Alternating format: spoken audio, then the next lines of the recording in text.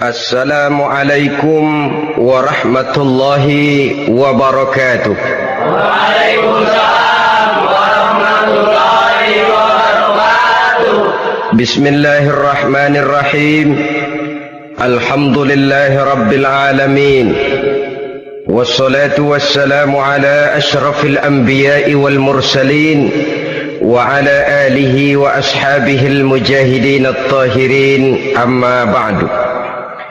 Bersabda Rasulullah sallallahu alaihi wasallam, "Iza sarratka hasanatuka wa sa'atka sayyi'atuka fa anta mu'min." Apabila perbuatanmu yang baik menyebabkan engkau bahagia, apabila perbuatanmu yang baik menyebabkan engkau gembira, dan perbuatanmu yang jahat menyebabkan engkau jadi susah, itulah tanda bahwa di hatimu masih ada iman. Artinya, belum tentu orang yang berbuat baik merasa bahagia dengan kebaikan yang dikerjakannya. Dan tidak selamanya orang yang berbuat jahat sanggup menyesali perbuatan jahatnya. Oleh karenanya, apabila iman masih ada, apabila hati masih hidup, perbuatan yang baik menyebabkan orang gembira, perbuatan yang jahat menyebabkan orang susah dan gelisah hatinya. Ini mengandung pelajaran. Sekali kita berbuat baik, jangan sekali-kali menyesali kebaikan itu. Sebaliknya, satu kali kita melakukan kesalahan, hendaknya selalu menyesalinya. Kadang-kadang dalam kehidupan, karena orang tempat kita berbuat baik itu rupanya membalas air susu dengan air tuba, kita lalu menyesali kebaikan. Lahirlah kata-kata, "Nyesal saya nolong dia." Ibarat pepatah katanya, nolong anjing kejepit. Waktu kejepit setengah mati kita tolongin, begitu selesai dia dari kejepitnya malah kita digigitnya. Saudara hadirin yang saya muliakan, dalam kehidupan sehari-hari barangkali ini kena filsafat yang disebut dorong mobil mogok. Ketika mobil mogok setengah mati kita dorong, begitu mesin hidup ditinggalkannya kita di belakang. Sesungguhnya perbuatan kita yang baik tidak harus disesali, karena disesali atau tidak, toh perbuatan itu sudah kita lakukan. Dan penyesalan atas segala kebaikan hanya akan mengurangi nilai pahala kebaikan itu sendiri. Berbahagialah apabila berbuat baik, walaupun orang yang kita melakukan kebaikan membalasnya dengan kejahatan. Menyesalah apabila berbuat kesalahan, apabila melakukan dosa, karena itu pertanda nilai iman yang masih hidup dalam jiwa kita.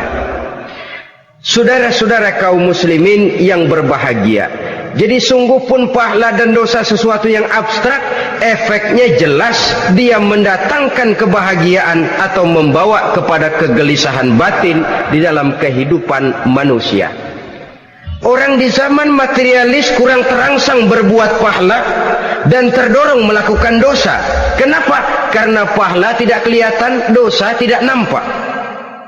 Kalau pahala kelihatan, barangkali nggak kuat kita mikul pahala.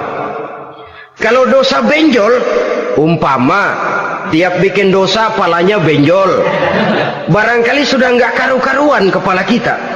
Baik pahala, baik dosa, sesuatu yang tidak nampak oleh pandangan mata zahir, tapi yang punya efek dalam kehidupan ini. Orang yang banyak pahalanya dengan orang yang banyak dosanya, kalau dia berjalan barangkali sulit kita membedakan. Tapi efeknya dalam kehidupan ini jelas adanya. Sesuatu yang bernama pahala kita perlukan, karena hidup tidak berhenti hingga di sini. Sesuatu yang bernama dosa harus kita hindarkan, karena ada kelanjutan sesudah hidup yang sekarang ini, kehidupan dari satu pertanggungan jawab. Itu sebabnya Imam Ghazali dalam bahasa yang indah sekali berpesan, "Jaddidis safinah fa innal bahra amiq wa khuziz zad fa innas safara ba'id." Perbarui selalu kapalmu, rawat, jaga baik-baik, dandani kapalmu, fa innal bahra amiq, karena sesungguhnya lautan ini sangat dalam. Satu bahasa yang indah dari tamsil terhadap kehidupan. Perbaiki kapalmu karena lautan ini sangat dalam. Artinya jaga baik-baik hatimu, pelihara iman dan keyakinanmu, karena hidup ini bagaikan gelombang lautan, tempo-tempo air tenang, tempo-tempo ombak menggila dan menggunung. Jaga iman baik-baik karena hidup penuh dengan cobaan dan ujian. Itu maksudnya. Wa khuziz zad fa inna safara ba'id. Dan bawa bekal yang banyak karena perjalanan hidup ini sangat panjang. Perjalanan ini sangat jauh. Kita kalau pergi keluar kota tentu saja membawa bekal. Makin jauh kota yang akan kita tuju, makin banyak bekal yang harus kita bawa. Alangkah sengsaranya manusia apabila dia akan pergi ke satu kota yang jauh, modalnya cuma nekat. Bagaimana nanti di sana sajalah. Tidak membawa bekal sebagaimana yang sewajarnya. Hal yang semacam ini senangnya sih belum tentu, keblangsak dan susahnya sudah kebayang. Itu dalam kehidupan di dunia ini. Bagaimana kalau sudah bicara tentang kehidupan yang akan datang? Karena sesungguhnya hidup ini merupakan satu perjalanan yang sangat panjang. Sejak kita tinggal di alam arwah, pada saat jasad belum lagi diciptakan Allah, ruh sudah diciptakannya lebih dahulu. Sampai kemudian kita pindah ke alam rahim, alam kandungan ibu, untuk kemudian berpindah kepada kehidupan dunia. Dari dunia ini kita pindah ke alam barzakh.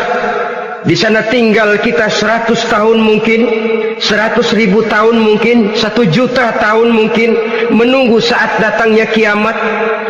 Lalu dari alam barzakh pindah kita ke alam akhirat. Satu perjalanan yang sangat panjang.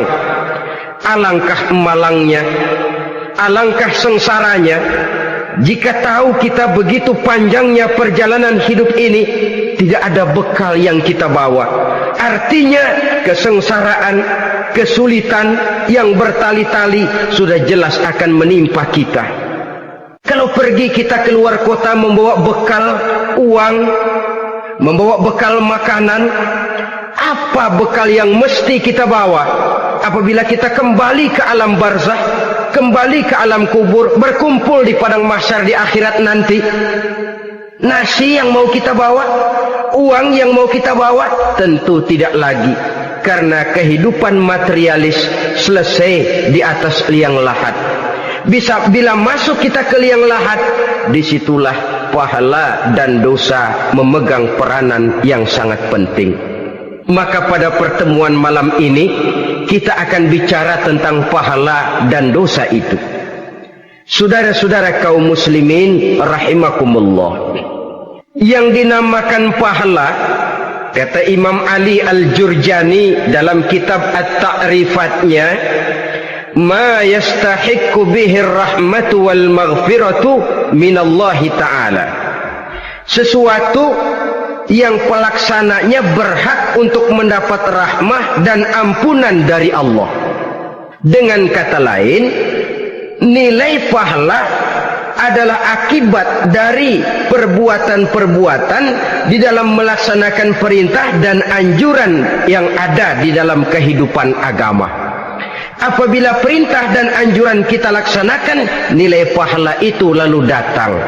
Nah, nilai pahala dalam Islam menurut konsepsi Quran, Allah menjelaskan, man jaa bil hasanati falahu asyru amsalha.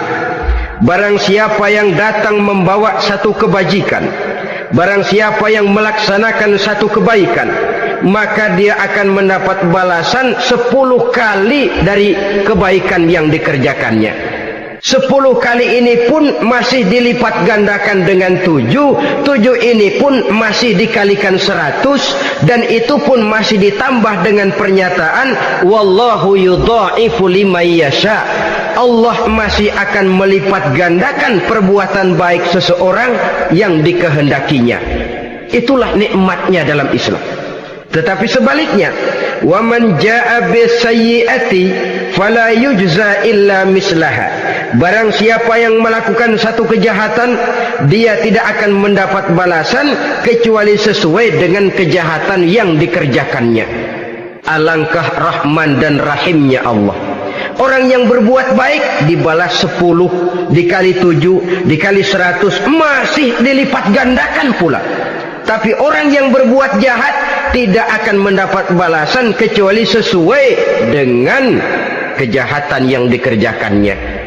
Ini kan beda dengan sifat kita manusia. Kita ini kadang-kadang kalau dijitak membalasnya mukul. Tapi kalau orang berbuat baik kepada kita, kita enggan untuk berbuat baik kepada orang tadi. Allah tidak mengajarkan begitu. Satu kebaikan berbalas 10.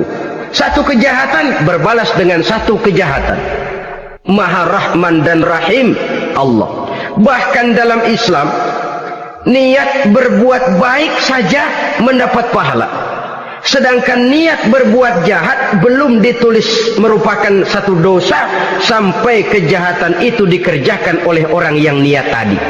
Umpamanya, saudara niat nanti malam giliran pengajian saya mau hadir di majelis taklim. Pas datang waktu malam hujan turun sangat lebat. Saudara berhalangan datang ke majelis taklim, saudara sudah mendapat pahala niat. Tapi saudara niat, nanti malam kalau turun hujan, saya mau bongkar rumahnya si fulan, saya mau curi seluruh harta bendanya. Ternyata malam saudara tidak mengerjakan perbuatan itu belum ditulis dosa sampai perbuatan itu benar-benar dikerjakan.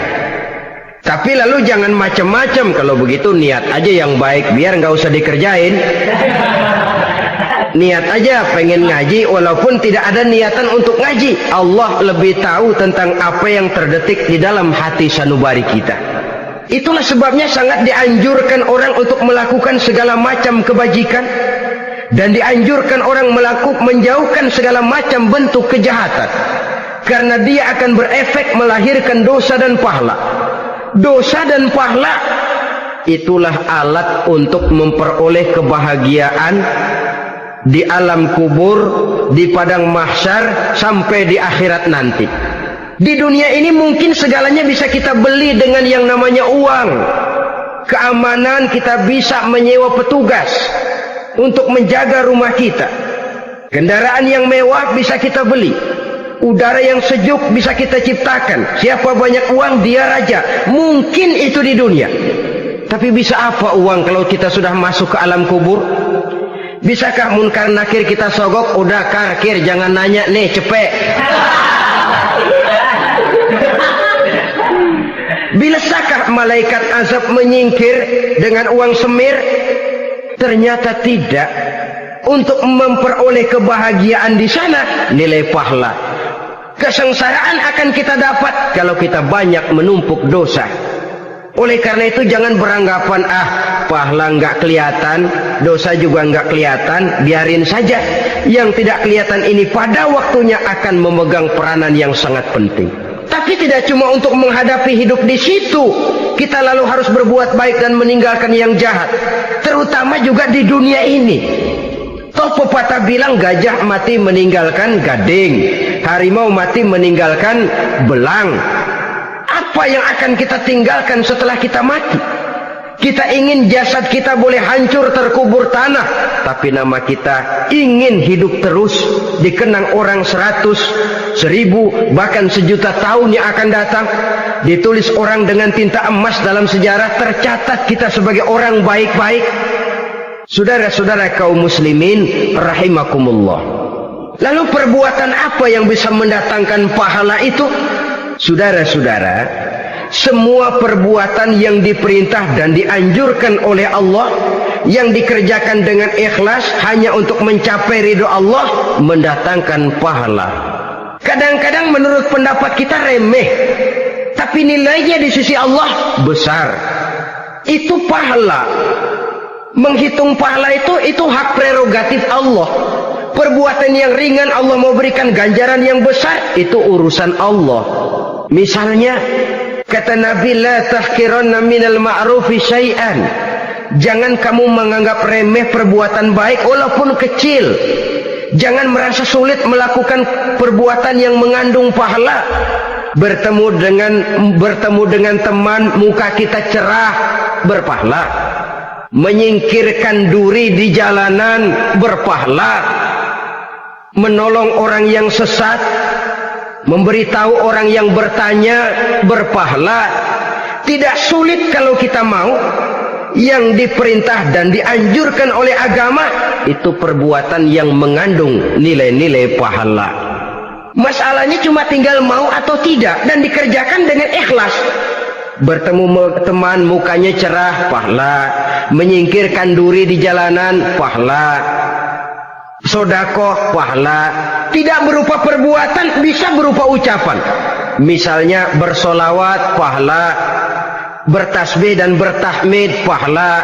Kata Nabi, kalimatani khafifatani 'alal lisan saqilatani fil mizan. Ada dua kalimat yang enteng di lidah tapi berat di timbangan akhirat nanti. Apa itu? Subhanallah walhamdulillah. Itu kan amalan yang ringan, perbuatan yang mudah saja, tapi nilainya demikian besar dalam pandangan Allah.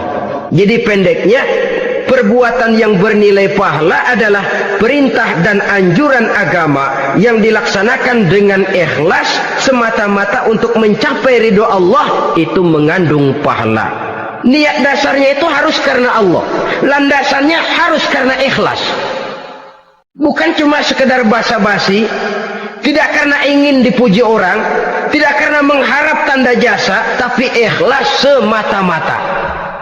Dari perbuatan yang paling kecil dan mudah sekali sampai kepada amalan-amalan yang besar dan memerlukan biaya yang besar, seperti melaksanakan ibadah haji, seperti jihad fi sabilillah, membangun masjid, membangun pondok-pondok pesantren, membangun pusat-pusat kesehatan, membangun jalan-jalan umum, termasuk menjaga keamanan. Jangan dikira loh, siskamling umpamanya, menjaga keamanan kampung tidak berpahala. Kalau diniatkan ibadah, menjaga ketenangan warga supaya mereka tekun ibadah, ikhlas karena Allah, itu juga bernilai ibadah. Keluar kita dari rumah, pergi pagi, pulang sore, peras keringat, banting tulang cari nafkah buat menghidupi anak istri kita. Kalau diniatkan ibadah, melaksanakan kewajiban sebagai kepala rumah tangga, membantu orang tua sebagai anak, itu juga perbuatan-perbuatan yang mengandung pahala. Yang terbaik sesuai dengan bidang kehidupan kita. Ada orang yang dinamakan abid, ahli ibadah, pahala yang paling baik bagi dia banyak-banyak tahajud, sembahyang malam, wirid, zikir, tasbih. Ada yang dinamakan orang alim, pahala yang paling baik buat orang macam ini mengajar, menyebarkan ilmu, mendakwahkan Islam. Ada yang disebut wali, pejabat pemerintah, petugas. Amalan pahala yang paling baik buat orang semacam ini melayani masyarakat, bekerja di bidangnya sesuai dengan profesinya. Saudara hadirin yang saya hormati, jadi dengan demikian perbuatan-perbuatan yang mengandung nilai-nilai pahala ini bisa perbuatan yang menurut kita kecil namun punya nilai besar, apalagi perbuatan besar dengan biaya yang besar, tentu makin besar juga pahala yang disediakan oleh Allah Subhanahu wa taala. Oleh karenanya, kalau kita bercermin dari ayat Quran, hidup ini kesempatan untuk berbuat baik. Huwallazi khalaqal mauta wal hayata liyabluwakum ayyukum ahsanu amala. Dialah Allah Tuhan yang telah memberikan hidup dan mati kepadamu untuk menguji kamu siapa di antara kamu yang paling baik amal perbuatannya. Jadi tidak saya rinci, tapi cukuplah satu penjelasan global. Perbuatan yang berpahala adalah perbuatan melaksanakan perintah Allah atau anjuran Allah dengan dasar ikhlas, dengan tujuan untuk mencapai ridho Allah semata-mata. Lalu apa perbuatan yang mengakibatkan dosa itu? Saudara-saudara, dosa lahir akibat melakukan larangan Allah atau mengerjakan yang dicelaknya. Nah, para ulama ada yang membagi dosa itu menjadi dua bagian. Ada dosa-dosa kecil, ada dosa-dosa besar. Tetapi sebenarnya ditinjau dari segi hakikatnya, Kalau sudah melakukan satu kesalahan yang mengakibatkan dosa, jangan dilihat besar dan kecilnya, tapi kepada siapa dosa itu kita kerjakan. Sebab kalau dosa kita anggap satu yang kecil, orang akan terangsang untuk mengerjakan yang kecil-kecil saja. Sehingga dengan demikian, yang kecil pun akan menjadi besar kalau ditumpuk-tumpuk. Sedangkan yang besar bisa saja menjadi kecil kalau selalu diiringi dengan permohonan ampun kepada Allah. Itu sebabnya para ulama sufi, orang-orang tasawuf mengatakan la saghair ma'al istimrar wala kabair ma'al istighfar.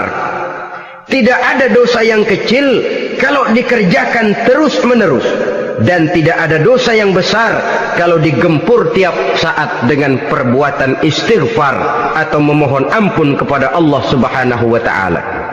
Cuma saja pada umumnya, karena dosa-dosa kecil itu lebih mudah taubatnya, dan ada janji Nabi, barang siapa yang meninggalkan dosa-dosa besar akan diampuni dosa-dosanya yang kecil-kecil.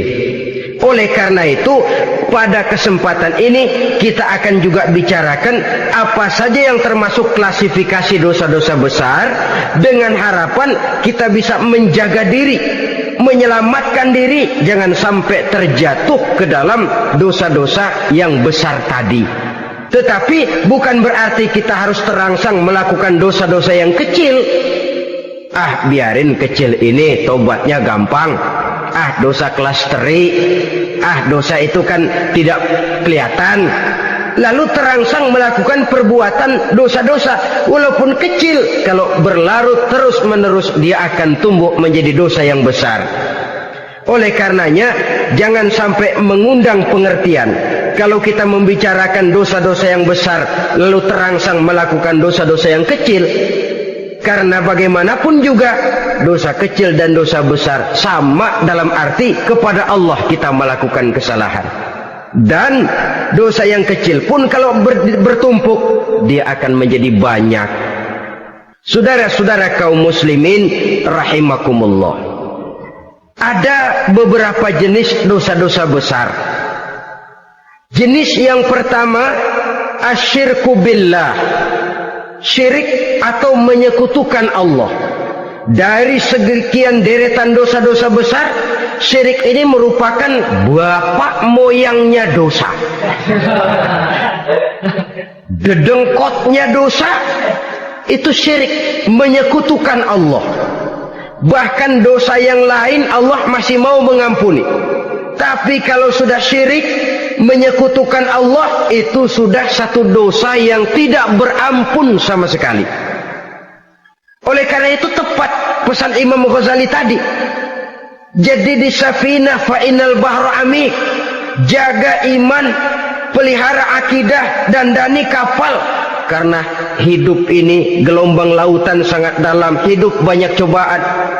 Di dalam hidup di zaman sekarang ini, saudara bisa perhatikan, di mana tensi ekonomi tinggi, lapangan kerja sulit, persaingan hidup makin tajam, sifat egois dan individualis tumbuh di mana-mana, rasa solidaritas sosial menurun, sifat gotong royong musnah, orang mudah potong kompas, potong jalan, ingin cepat kaya, ingin cepat naik pangkat, ingin dapat kedudukan.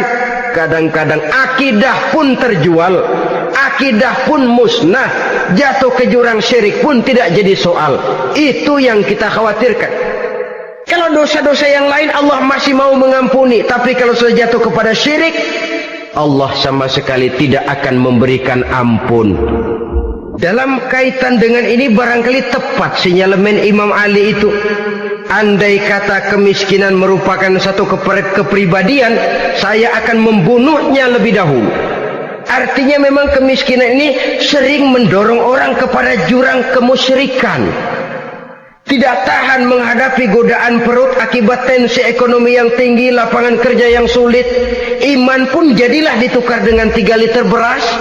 Akidah pun jadilah dibarter dengan 3 bungkus supermi, dengan pakaian bekas, dengan obat-obatan. Tidak jadi soal baginya mengejar kebahagiaan yang relatif singkat dengan mengorbankan kebahagiaan yang abadi. Persis ibarat pepatah, nyari jarum kampak hilang. Mencari sesuatu yang kecil, yang besar jadi sia-sia. Membela perut, mengorbankan akidah. Na'udzubillah summa na'udzubillah. Saudara-saudara kaum muslimin rahimakumullah. Ini fakta. Ini kenyataan. Dan hal semacam ini tidak bisa diatasi cuma dengan ceramah, simposium, diskusi, seminar. Apalagi Nabi berpesan, solahu ummati bil ilmi wal mal. Umatku hanya bisa menjadi baik akidahnya dengan ilmu dan harta. Itu bahasa Nabi. Kalau bahasa kita sekarang, dengan ekonomi dan pendidikan. Ilmu, pendidikan, ekonomi, harta. Tanpa itu sangat besar kemungkinan kita bisa menjual akidah terjerumus di lembah kemusyrikan. Maka terutama kepada saudara-saudara saya, muslimin yang terpencil jauh dari kota-kota besar, yang kadang dalam kehidupan seharinya imannya sering digoda oleh supermi, akidahnya sering ditantang oleh pembagian beras, pakaian-pakaian bekas, obat-obatan dan sebagainya. Jaga dan bentengi akidah kita. Lebih baik nyawa berpisah dari badan, asal iman jangan berpisah dari hati. Kepada adik-adik saya para remaja, para pemuda di kota-kota besar, yang iman dan akidahnya sering ditantang dengan minuman-minuman keras, fasilitas-fasilitas yang menghanyutkan, yang secara terarah dan praktis sedikit demi sedikit menggiring kita untuk keluar dari nilai-nilai akidah. Hati-hati, jaga baik-baik, sebab intan paling mahal, mutiara paling berharga, tidak lain nilai iman ini. Tergelincir kita daripadanya, jatuh ke lembah kemusyrikan, jatuh ke satu dosa yang teramat besar, yang Allah tidak akan pernah memberikan ampun lagi. Ini dosa besar yang pertama. Yang kedua, qatlun nafsi illa bil haq. Membunuh orang tanpa alasan yang benar. Di zaman kesulitan ekonomi kadang-kadang orang mudah nekat. Tengok saja, kadang-kadang karena pasar uang 100-200 perak saja nyawa bisa melayang. Kadang-kadang karena urusan yang remeh, salah omong, salah ambil, salah ucap, salah pegang, nyawa bisa jadi melayang. Alangkah murahnya nyawa, seakan-akan kita yang punya. Padahal nyawa itu hak milik Allah. Tidak pantas kita merampasnya, tidak pantas kita menghilangkannya dari jasad seseorang. Oleh karenanya, membunuh orang merupakan satu dosa yang sangat besar. Jangankan kepada orang yang seakidah, orang yang lain akidah saja pun, kalau dia hidup berdamai, rukun, berdampingan, kita harus melindungi. Apatah lagi teman seakidah sendiri. Saudara-saudara kaum muslimin rahimakumullah, pantas kalau Nabi menyatakan apabila dua orang Islam sudah saling berkelahi, berbunuh-bunuhan, al-qatil wal maqtul finnar, yang membunuh dan yang dibunuh dua-duanya sama-sama masuk neraka. Sahabat heran, ya Rasul, kalau yang membunuh masuk neraka sih wajar, tapi yang terbunuh kok neraka juga, kenapa? Kata Rasul, sebenarnya dia juga cuma sudah niat untuk membunuh, cuma keduluan saja. Andai kata dia tidak terbunuh, tentu dia yang akan membunuh. Saudara-saudara kaum muslimin rahimakumullah, Islam sesuai dengan namanya adalah agama damai. Kita tidak boleh mencari-cari musuh, walaupun tidak boleh lari kalau bertemu musuh. Oleh karenanya, pantang seorang muslim menimbulkan benih keonaran menjadi biang kerok buat lingkungannya. Sesuai dengan namanya, seorang muslim adalah seorang yang dalam hidup senantiasa berusaha menebarkan salam, menebarkan kedamaian, ketenangan dan ketentraman. Dengan prinsip musuh jangan dicari, bertemu pun jangan lari. Yang ketiga, termasuk dalam kelompok dosa besar ini, syurbul khamr, meminum minuman keras. Termasuk di dalam kata khamr ini ganja, morfin, narkotik. Sebab apa? Jenis minuman semacam itu tidak hanya merusak keadaan sekarang, tapi sekaligus merusak kehidupan yang akan datang. Kalau itu jatuh di tangan generasi muda, artinya kan merusak kehidupan masa depan daripada suatu bangsa. Karena apa? Remaja dan pemuda merupakan bentuk miniatur daripada kehidupan bangsa. Akan bagaimana warna umat Islam di Indonesia, bahkan akan bagaimana warna Indonesia 30, 40, 50 tahun yang akan datang, remaja sekarang jawabannya. Kalau remaja kita sekarang ini kerjanya cuma bisa nyekek botol, insya Allah bangsa Indonesia 30-40 tahun yang akan datang akan tumbuh menjadi bangsa teler.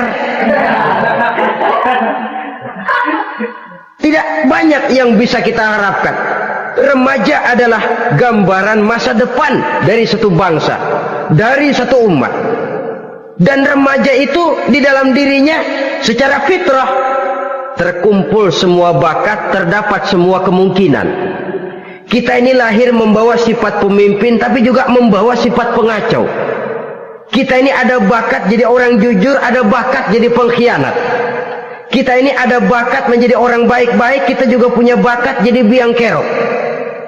Kita kemungkinan bisa jadi pemimpin bangsa, tapi juga bisa menjadi pemimpin bangsat. Nanti lingkungan dan pendidikan akan menumbuhkan, membentuk mana yang tumbuh lebih subur. Kalau lingkungan dan pendidikannya lebih banyak bercerita tentang kejujuran, maka nilai kejujuran yang akan tumbuh lebih banyak dalam jiwanya. Dan insya Allah diharapkan dia akan menjadi manusia yang jujur di kelak kemudian hari nanti. Dan masalah minuman keras ini sebenarnya berkait. Kita tidak bisa cuma menyalahkan remaja saja, menyalahkan pemuda saja, karena bagaimanapun masalahnya kompleks. Menghancurkan sesuatu tanpa melihat kausalnya, tanpa melihat sebab akibatnya kan sama juga bohong.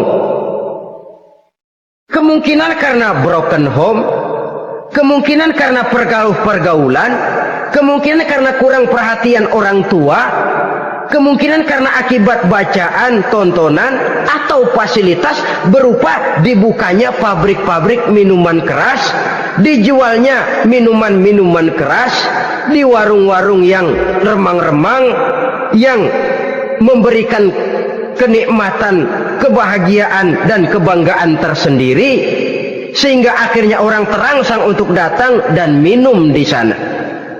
Pada dasarnya memang sepele, cuman minum, nggak ngerugiin orang lain kan? Iya, pada waktu minum. Tapi dikala sudah mabuk, out of control, apapun bisa kita lakukan. Yang kita ucapkan kita tidak sadari lagi, yang kita kerjakan tidak kita sadari lagi. Dikala itu segala macam kejahatan bukan sesuatu yang tidak mungkin untuk kita laksanakan. Nggak ngerugiin orang lain, memang pada saat mau minum. Tapi begitu minum, mabuk, kita bisa merugikan orang lain. Setidaknya merugikan diri sendiri. Pertumbuhan IQ menjadi lemah, semangat kehidupan hilang, gairah kerja menurun, kalau tidak ada sama sekali. Lalu apa yang bisa kita lakukan di dalam kehidupan? Dan akan lebih celaka kalau ini menimpa kehidupan generasi muda kita. Kadang-kadang yang ironi ya, kalau yang orang tuanya mampu barangkali masih tertolong, tapi yang orang tuanya kondisi ekonomi lemah masih kepengen teler juga. Orang tuanya nggak mampu masih pengen mabuk. Dari ganja, morfin nggak dapat, akhirnya kaleng cat diisepin. Yang penting kan bisa teler, mendatangkan satu kebahagiaan tersendiri. Itu sebabnya memang satu kejahatan menurut teori polisi ya hanya bisa terjadi karena faktor N dan K, niat dan kesempatan. Niat ada, kesempatan ada, jadi orang jahat. Kurang salah satunya, biasanya kejahatan terbendung. Niat ada, kesempatan tidak ada, sulit berbuat jahat. Kesempatan ada, niat tidak ada, tidak mungkin orang jahat. Tapi yang paling dominan sebenarnya niat. Kalau niat sudah kuat, kesempatan bisa dicari. Kesempatan bisa diciptakan. Biar hansip nongkrong, ditungguin lengahnya. Iya, biarin. Jam 11 sampai jam 2, matanya melotot. Jam 3 dia mulai ngulet, ngempet. Nah, di saat itu saya masuk ke rumahnya. Kalau niat kuat, kesempatan bisa diciptakan. Dan kalau sudah niat, ini masalah hati. Kalau sudah masalah hati, menyangkut soal moral. Moral artinya sudah masuk kepada kehidupan agama. Saudara-saudara kaum muslimin rahimakumullah. Yang keempat yang termasuk jenis dosa besar, az-zina, perbuatan zina. Di zaman pergaulan bebas dengan prinsip free love, free sex ini, tengok sudah berapa banyak gadis-gadis bergelimpangan jadi korban. Berapa banyak bayi-bayi yang lahir ke dunia tanpa tahu kemana dia mesti memanggil bapak. Apakah deretan jumlah korban ini masih harus bertambah lagi? Paling tidak, biarlah yang sudah jadi korban, tapi jangan bertambah lagi hendaknya. Masing-masing kita berupaya menahan diri. Termasuk dalam kategori zina ini, yang merupakan cabang-cabangnya, liwat, homoseks, lesbian, masturbasi. Bahkan masturbasi itu termasuk jenis zina tangan. Dan itu juga merupakan satu dosa. Di samping dosa juga merusak diri. Karena bagaimanapun juga dia akan mengurangi kemampuan daya pikir seseorang. Maka agama memberikan jalan keluar. Pesan Nabi, ya ma'syara syabab, man istata'a minkumul ba'at falyatazawwaj. Hai para pemuda, kata Nabi, barang siapa di antara kamu yang sudah bisa ba'at, yang sudah mampu ba'at. Ba'at itu artinya memberikan nafkah, baik nafkah zahir maupun nafkah batin. Falyatazawwaj, maka hendaklah dia kawin. Jadi yang maksud ba'at ini ya nafkah zahir, ya nafkah batin.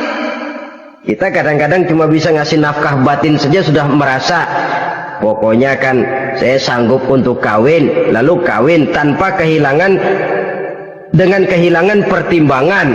Saudara-saudara, wa in lam yastati', adapun kalau dia belum mampu, fa alaihi bisyam, hendaknya dia banyak puasa. Fa innahu lahu wija, karena puasa itu akan merupakan benteng jangan sampai orang memperturutkan hawa nafsunya.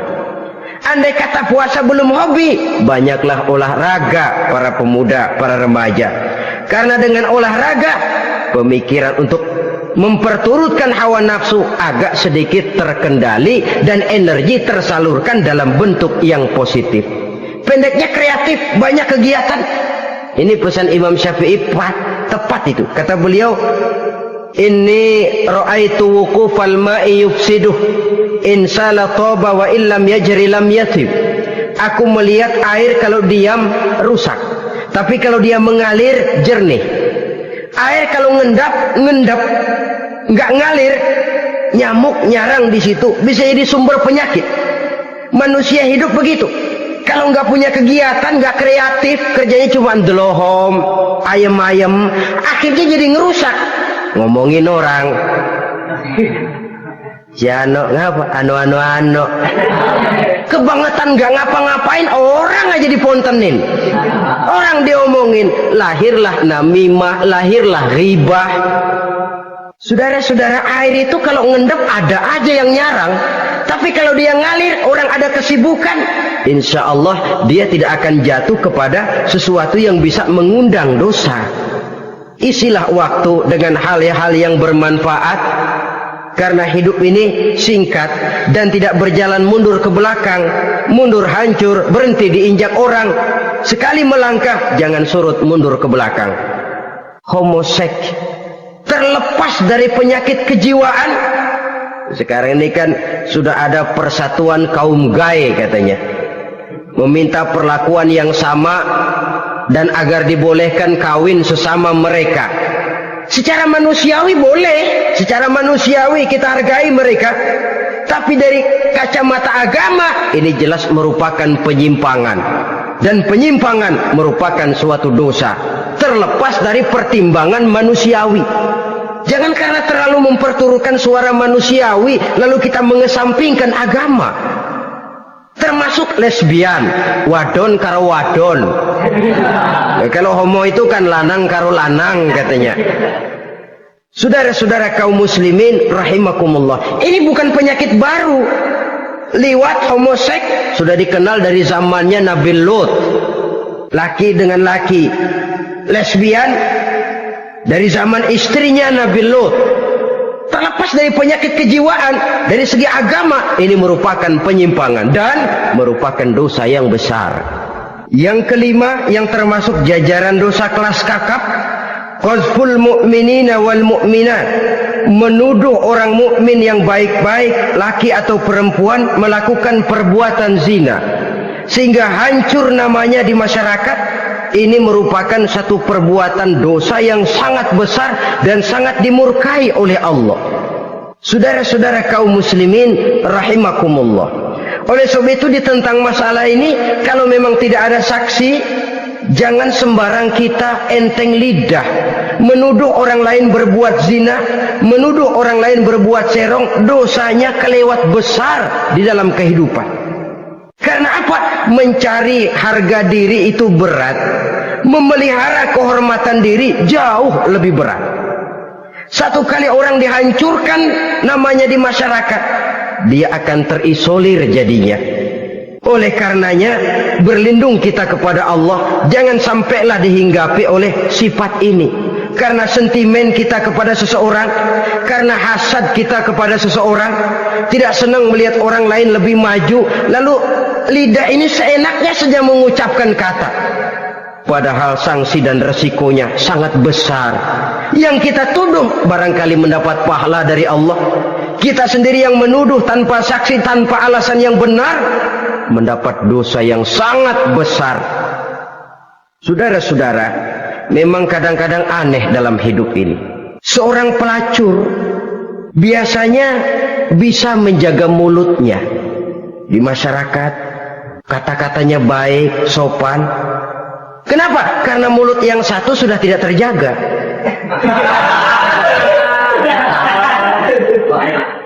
Kita kadang-kadang kehormatan bisa kita jaga, tapi mulut tidak terkontrol. Ngomong saenake dewe, bikin orang mangkel, kesal, fitnah sana, fitnah sini, menghancurkan nama baik orang, ngomongin yang macam-macam. Bagai-bagai macamlah caranya. Saudara-saudara kaum muslimin yang berbahagia. Jadi dengan demikian, menuduh orang lain berbuat zina, sedangkan orang itu tidak pernah melakukannya, ini termasuk satu dosa yang sangat besar di dalam kehidupan ini. Yang keenam, al-'aqu bil walidain, durhaka kepada ibu bapak. Seorang anak, bagaimanapun banyak nilai ibadahnya, banyak kebaikan di masyarakat, menyandang berbagai macam gelar, pangkat dan jabatannya tinggi, tapi kalau sudah durhaka kepada kedua orang tuanya, alamat hidup tidak lagi membawa keberkahan. Dan itu dosa yang sangat besar. Sampai Nabi sabdakan, ridho Allah ada di dalam keridhaan ibu bapak, murka Allah pun ada di dalam kemurkaan ibu dan bapak. Walaupun belum tentu setiap kita orang tua, tapi yang jelas setiap kita adalah anak, dan setiap anak punya ibu dan bapak. Jangan sampai kacang lupa kepada kulitnya. Saudara-saudara kaum muslimin rahimakumullah, durhaka kepada ibu bapak merupakan perbuatan yang sangat dimurkai oleh Allah. Apalagi ibu yang telah melahirkan kita, bahkan mengandung kita. Begitu juga bapak yang telah berusaha peras keringat banting tulang untuk mengasuh membesarkan kita. Tidak ada perbuatan baik yang kita lakukan untuk bisa menebus kebaikan daripada ibu dan bapak kita. Setidaknya kalau belum bisa berbuat baik kepadanya, kepada keduanya, janganlah menyakiti hati keduanya. Itu saja dulu yang harus dijaga. Kadang-kadang sudah berbuat baik enggak, nyakitin melulu. Sudah nyenangin belum bisa, saban sehari nyakitin saja. Padahal kedua orang tua itu doanya manjur sebagaimana sumpahnya juga bisa jadi kenyataan dan sering bahkan menjadi kenyataan. Sampai ibu bapak sudah wafat, sudah meninggal sekalipun, kewajiban berbakti masih harus terus dilakukan oleh seorang anak. Lalu yang ketujuh, at-tawalli yaumaz zahfi, berpaling pada hari pertempuran. Orang sedang sibuk-sibuk menghadapi musuh, maksudnya berjuang membela agama ini, dia lari menyelamatkan diri.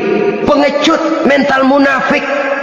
Ayo, kalau demi agama, mari kita maju ke depan. Allahu Akbar, yang besar Allah, yang lain kecil semua maju. Orang lain maju serentak, dia mundur jauh ke belakang. Mental munafik, mental calo, istilah sekarang ini. Oh, itu calo, mental calo. Tuhan gedek banget itu. Coba ya, calo itu paling sibuk nyuruh penumpang naik. Tapi sementara penumpang naik sampai ke tempat tujuan masing-masing, calonya nggak kemana-mana, diem aja di situ. Cuma orang aja disuruh naik. Saudara-saudara, kerja bakti. Orang turun ke comberan, dia naik ke tempat tidur. Mundur di hari pertempuran, menyebabkan orang lain gugur, dia sendiri menyelamatkan diri. Mental pengecut, mental munafik, itu merupakan dosa yang sangat besar. Saudara-saudara kaum muslimin rahimakumullah, itu sebabnya agama itu memerlukan keberanian memang, tapi bukan keberanian yang tanpa perhitungan. Sebab berani tanpa berhitung namanya berani babi. Kita berani kalau benar, kita harus takut kalau salah. Jangan dibalik. Salah berani, nekat namanya. Benar takut, pengecut namanya. Orang yang pengecut adalah orang yang takut membela kebenaran. Orang yang nekat sesungguhnya udah salah nggak malu lagi, udah salah nekat lagi. Merasa rugi berbuat kebaikan, puas kalau berbuat kejahatan. Padahal Nabi pesan, siapa yang berbuat dosa sambil tertawa, nanti dia akan masuk neraka sambil menangis.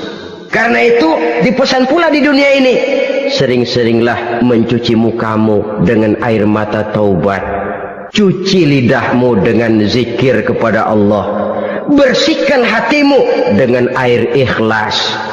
Saudara-saudara kaum muslimin rahimakumullah, kan ada toh orang berbuat baik nggak gembira, tapi berbuat jahat malah puas. Atau sama saja, orang lain berbuat baik hatinya kesel, orang lain berbuat jahat dia malah mendukung, atau orang lain tergelincir berbuat jahat dia malah girang. Ini kan tidak objektif, karena yang berbuat baik orang yang dia keselin dia nggak seneng. Tetapi karena yang berbuat jahat orang yang dia senengin dibenerin juga. Itu nggak objektif namanya. Mundur di hari pertempuran pada saat saudara-saudara kita sedang menghadapi musuh, sikap pengecut yang sangat dibenci Allah.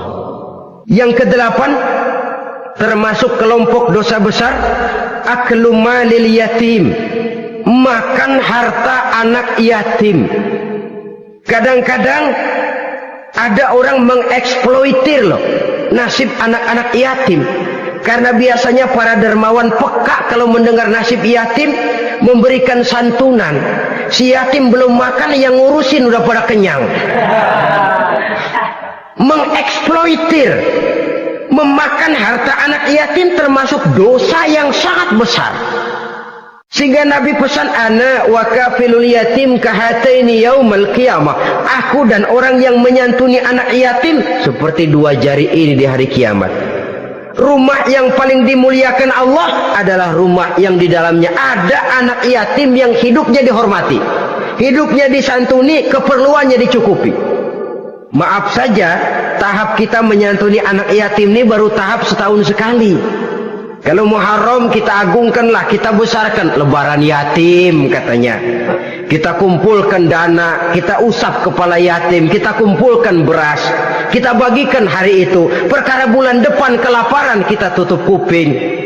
Perkara bulan berikutnya dia kelaparan, kita masa bodoh. Bahwa di bulan Muharram kita santuni yatim piatu itu sudah baik.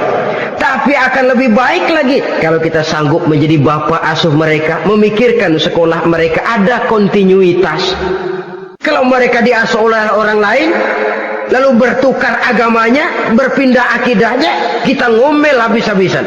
Tapi kita ada kemampuan, kita tidak mau berbuat semacam itu. Ya sama juga bohong namanya.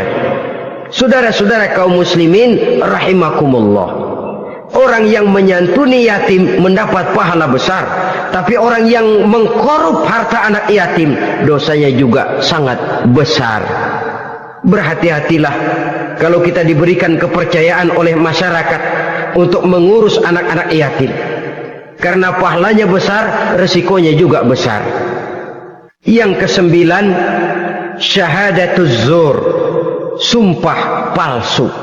Sebab sumpah palsu ini menggunakan nama Allah untuk sesuatu yang tidak benar.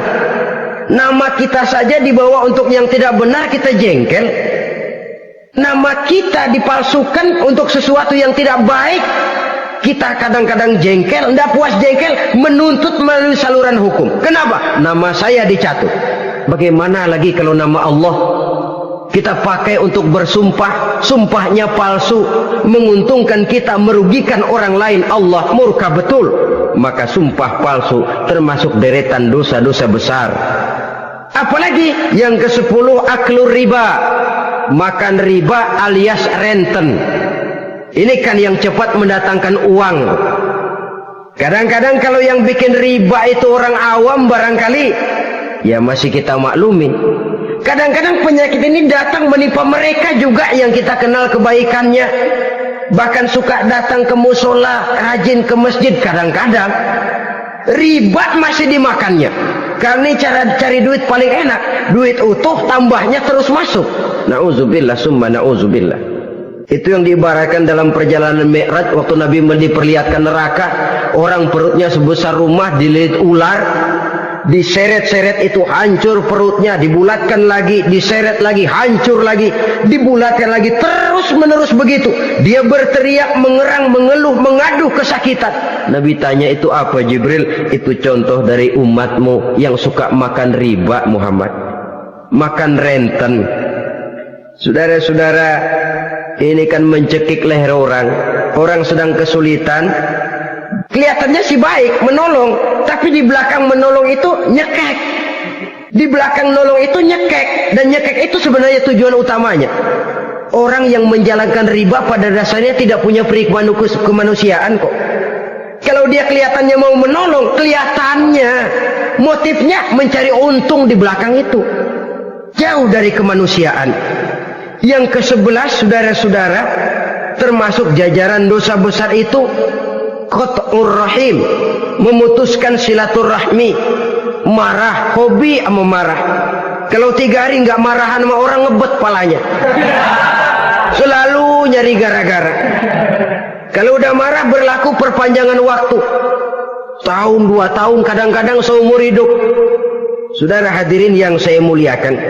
Apalagi mengurangi timbangan termasuk kelas dosa besar. Makan suap termasuk dosa besar. Semir menyemir dosa besar. Apalagi bunuh diri. Nah ini, bunuh diri dosa besar. Kadang-kadang karena sulit nekat, daripada hidup susah mendingan mati sekali.